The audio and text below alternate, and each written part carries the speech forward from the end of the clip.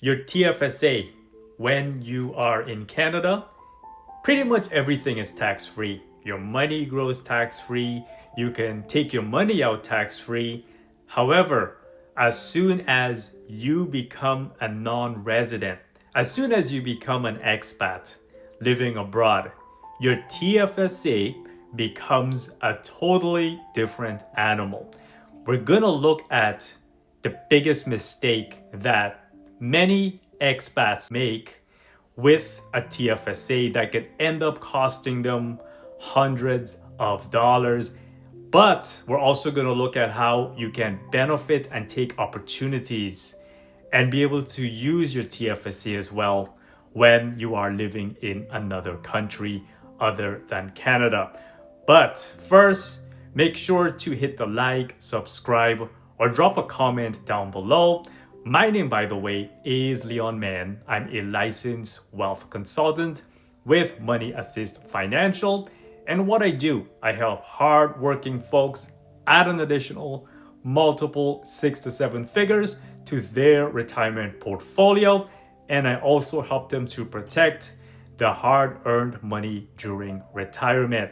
Now, your tax-free savings account, when you leave Canada, it does not become invalid, right? What this means is that your money can still grow. You can still take out from your TFSA and use your TFSA when you are in another country. However, there is a catch to this. You see, when you become a non-resident and you start to contribute to your TFSA, the CRA will actually penalize you 1% per month for every contribution that you make while you are in another country. Let's use John as an example because John is a pretty common name. Let's say John was a Canadian resident who moved to UK. And while in UK, he started to contribute $500 every single month to his tax-free savings account. At the end of the year, he would have contributed $6,000 to his tax-free savings account. But the CRA will penalize him 12%. 12% of $6,000, right? You can see how it can really add up to hundreds of dollars, especially when you start to contribute as a non-resident.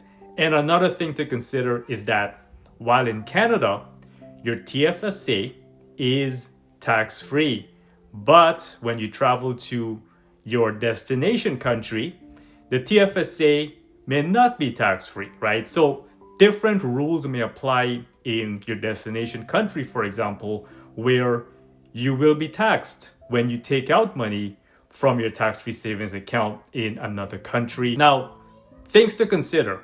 If you have a TFSA and you want to become an expat, let's say you want to live abroad, the first thing is to review your contributions and to stop your contributions or deposits. Stop contributing when you become a non-resident. The second thing is you want to know the different rules that will apply when you are in another country that may be different than Canada, right? The third thing is you want to weigh the pros and the cons and decide whether you would like to keep your TFSA with the investments in it or whether or not it makes sense to structure it differently so that you can take advantage of the other country, for example, and their investment accounts.